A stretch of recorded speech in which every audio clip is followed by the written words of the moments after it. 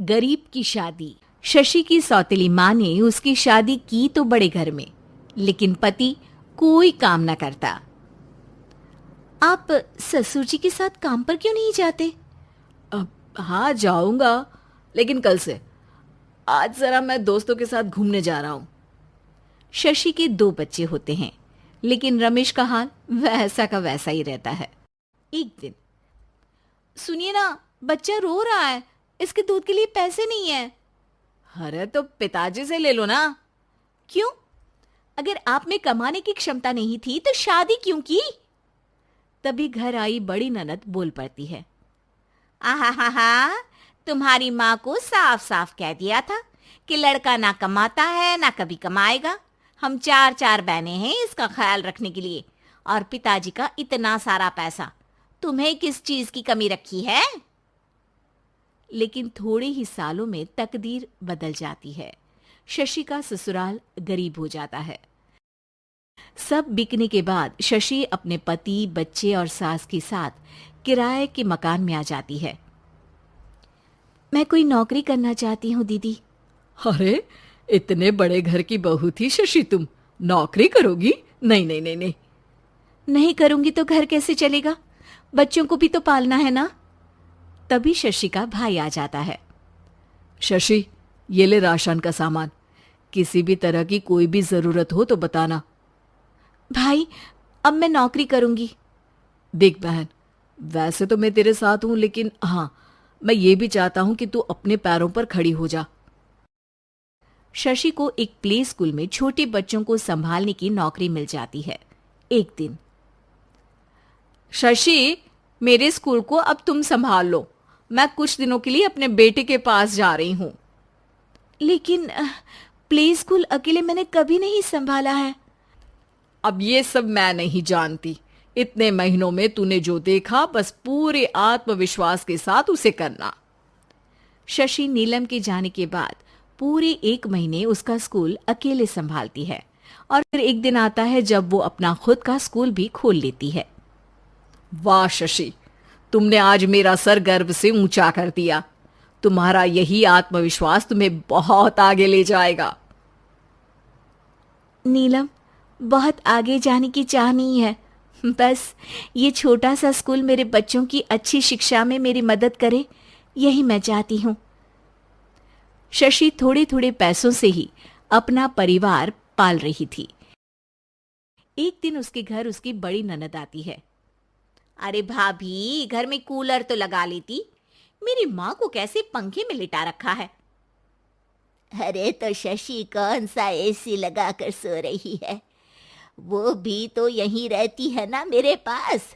ज्यादा यहाँ आकर मेरी बहू को परेशान न किया करो।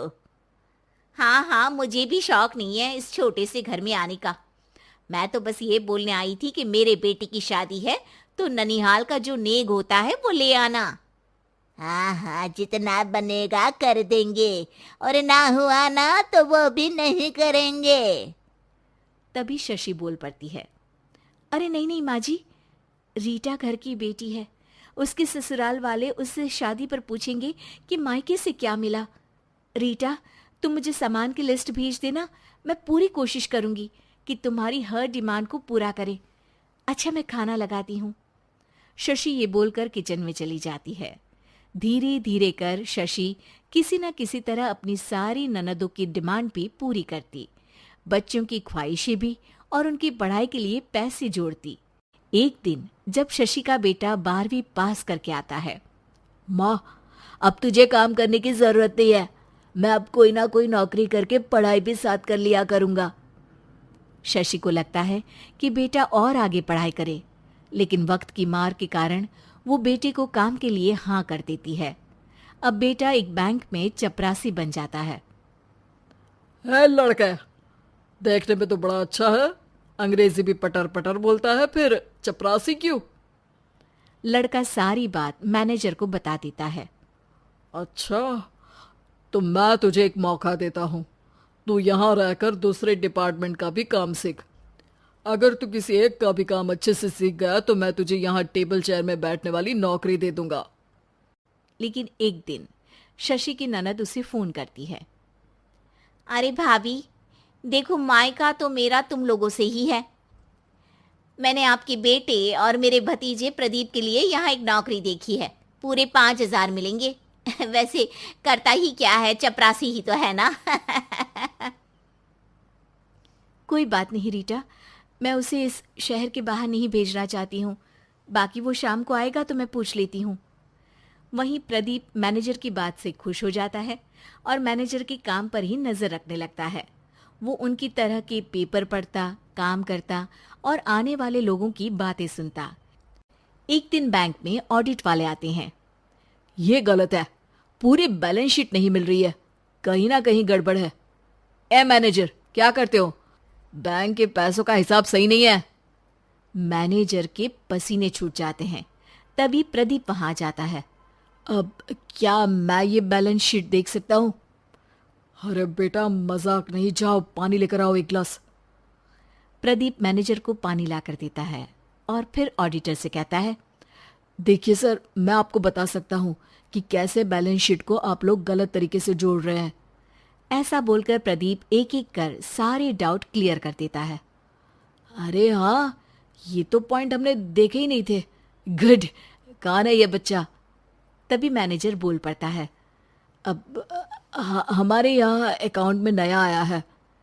ऑडिटर के जाने के बाद, वाह प्रदीप, आज तो तुमने मेरी नौकरी बचा ली। और आपने भी तो मेरी नई नौकरी लगा दी, अकाउंटेंट की। बस फिर क्या था, प्रदीप ने एक बार जो सफलता की सीढ़ी चढ़ी, बस चढ़ता ही चला जाता है। फिर एक दिन शशि की ननद, अरे भाभी कैसी हो? घर को तो बड़ा ही सुंदर चमका रखा है। अरे बेटी, कैसे आना हुआ? तू तो इस छोटे से घर में आना भी नहीं चाहती थी। कोई खास काम है क्या?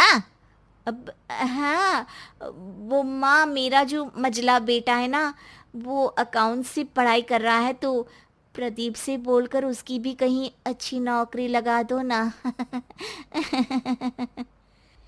सास और शशि समझ जाते हैं कि कैसे पैसे आते ही लोगों के बात करने के तरीके से लेकर रिश्ते निभाने तक में बदलाव आ जाता है।